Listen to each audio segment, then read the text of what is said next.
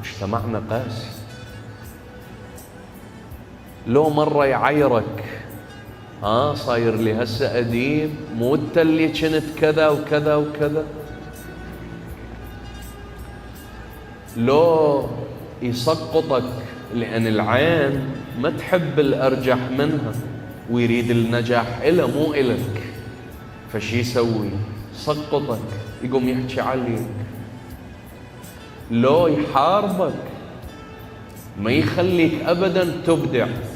إذا أنت كاتب في جريدة يمنع مقالاتك أن تنشر، وإذا أنت موظف في دائرة وتريد تبدع يمنعك من أن تبدع ويجيك باسم القانون ويكسر أجنحتك.